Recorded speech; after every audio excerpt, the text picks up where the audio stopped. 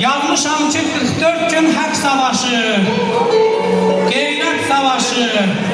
Bu savaş Polad biləkli, Əslan ürəkli oğulların savaşı. Bu bir zəfər savaşı. Bu zəfəri bizə yaşadan döyüşçülərimiz, qazilərimiz, təbii ki şəhidlərimizi biz unutmuruq. Düzdür, toydur, çox kövrəlici notlara toxunmayacam, Allah onlara da rəhmət eləsin. Həmişə toylarda şəhidlərimizi də yad edirəm, onların müqəddəs ruh qarşısında baş əyirəm. Sözümün əmması var.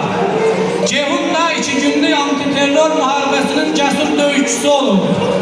Həmin o 2 günlük müharibədə Azərbaycanın bütün ərazi bütövlüyü bütövləşdi. 30 illərdən çox Xankəndi erməni əsarətində qalmışdı. İndi Xankəndi Universiteti fəaliyyət göstərir. Şəxsən mənim tələbələrim orada ali təhsil alırlar. Bu da mənim üçün bir qürur vericidir. Amma həmin o zəfərin içində Ceyhun qardaşımın da əməyi var. O da öz qardaşları ilə çin-çinə vuruşaraq o 2 günlük ağır antiterrorda cəsur-cəsura döyüşdü. Ceyhun haqqında sosial şəbəkələrdə, sosial platformalarda, Həşəri qəzetində dəfələrlə mən məqalar yazmışam, yazmağı da özümə borc bilirəm. Həmişə demişəm, heylə döyüşçülərimiz və şəhid ataları ağın qoyduğu yerə mən başımı qoymağa özümə borc bilirəm. Mən bu günləri bu toyda hər kəs yaxşı bilir. Hər bir vətəndaşa canla, başla xidmət elədim. Bu xidmət mənim dəyərli qardaşım Bəbir müəllim, uzun illər atası, Allah rəhmət eləsin, mənim rəhmətli anamın əziyyətini çəkmiş. Allah hər ikisinə rəhmət eləsin. Özümə borc bildim, bacım Minə müəlliməyə görə, Şakir əmiyə görə, qardaşxan əmiyə görə, hər birinə görə. Minə müəllimə ilə valla Bəbir müəllimin adı gələndə mən başımı qoymağa hazıram. Həqiqi mənada hazıram. Mən həmişə demişəm, onlarla fəxr edirəm. Valla şirin oğullarda bu diyarlarla fəxr eləməlidir. Bəbir müəllim gözəl riyaziyyatçıdır. Azərbaycan riyaziyyatçılarının əsəriyyətin tərazinin bir gözünə qoyasan, 2 mənd qarışır. Bəbirin də 1/4 qoyasan, Bəbir müəllimin kütləsi bizdən çox ağır olar. O gözəl riyaziyyatçıdır, yazmaqla işi yoxdur. Amma Minə müəllimə həm riyaziyyatçı, həm gözəl məktəb direktiri, həm də gözəl məqalar yazan. Şəxsən mən onun yazılarını oxuyanda 1000-dən çox mənim Həşəri qəzetində onsuz da sosial şəbəkədə paylaşmışam.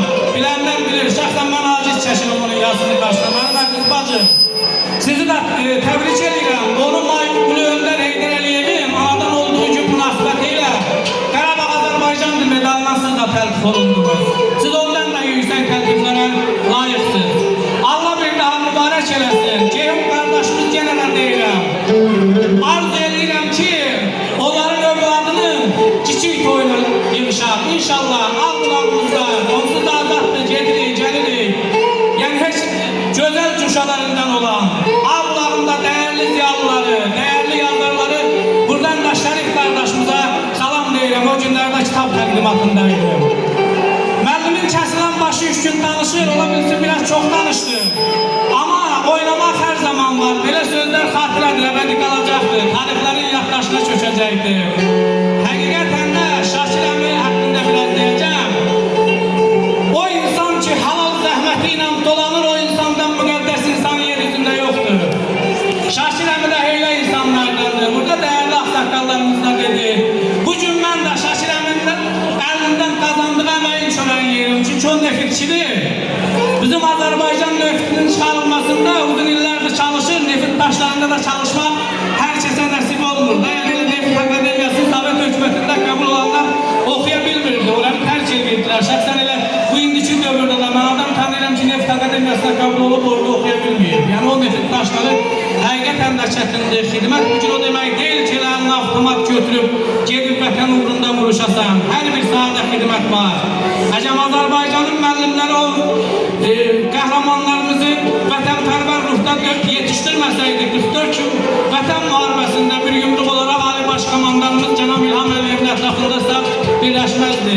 Ona görə də mən həmişə demişəm, Azərbaycan müəllimlərinin qarşısında da baş əyirəm.